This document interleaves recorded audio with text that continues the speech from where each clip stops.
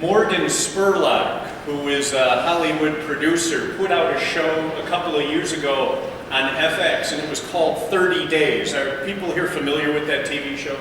A few, okay. Very, very interesting show. Unfortunately, it lasted only a couple of years, but it was very powerful, and the premise was this, excuse me.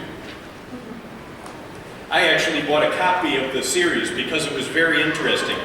The idea was that Mr. Spurlock would put together people who were complete opposites of one another and have them live together for 30 days. It's very interesting. So on one of the shows, he had a pro-gun person living with a family of anti-gun people. One time I had a New Yorker, very busy person, live with an Amish family. And there was one time he had an evangelical Christian man live with a Muslim family. And the idea was that he had to live as a Muslim for a month. Not easy for him. Pro-life family living with a pro-choice family. Not easy. And then the one that I just kind of was amazed by was a gentleman who was a person on the border patrol, a Minuteman on the border between Mexico and the United States.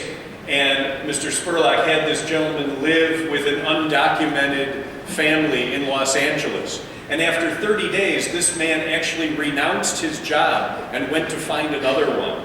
And so, essentially the idea is take two people who are different and have them stand side by side, shoulder to shoulder with one another, and changes would happen. And so today we have that lesson presented to us.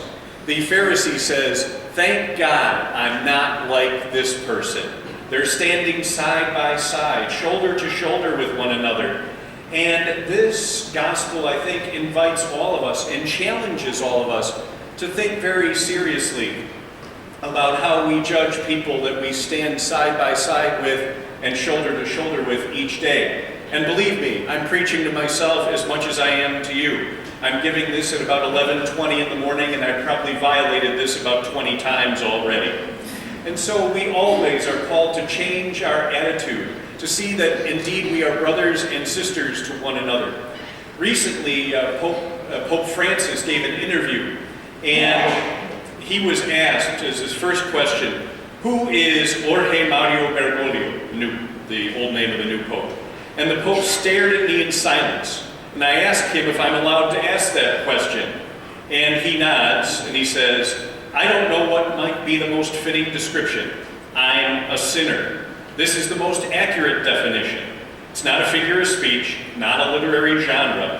I am a sinner. That is the Pope's first reaction. And so he doesn't say, "I'm the Pope. I have authority. I have power.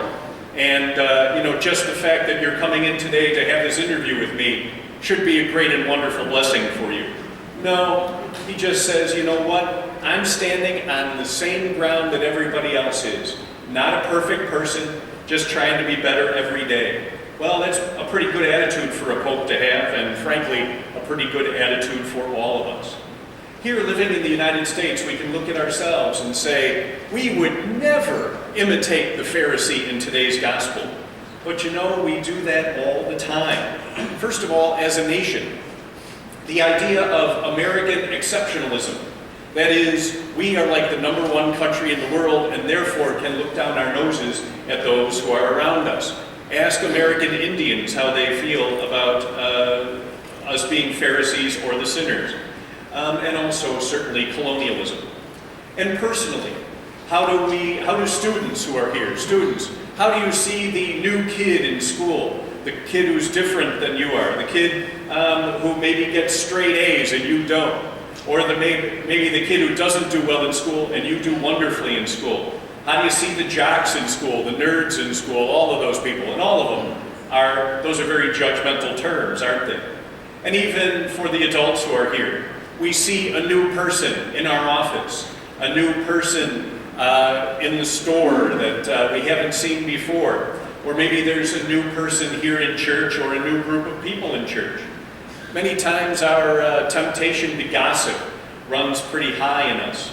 Or if your son or daughter brings home a new boyfriend or girlfriend, I would imagine that the Marie Barone in you comes out. And so what is our remedy?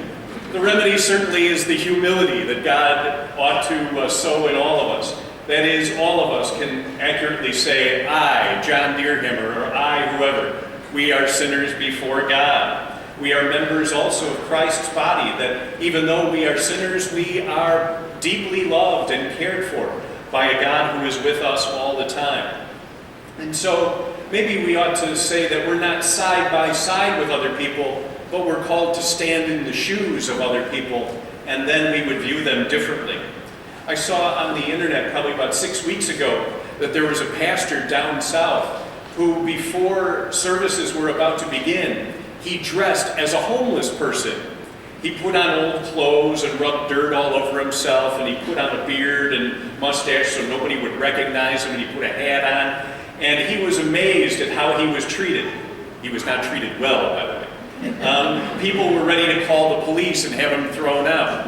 And then finally, he told his congregation, it's me. He takes off the hat and takes off the beard, and probably they wanted to get rid of him at that point too.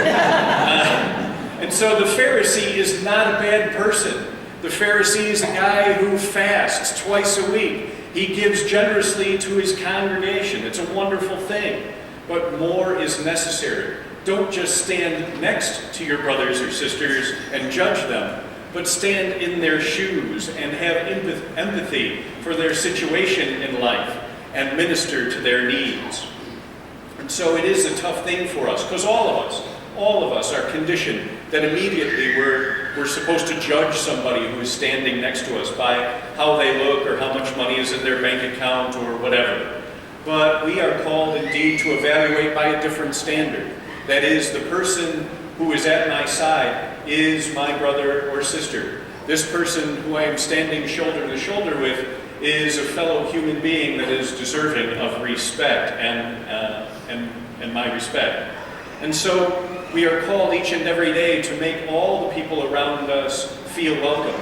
Not just those who are on our good person list, but everyone who comes into our life each and every day. They are blessings to us.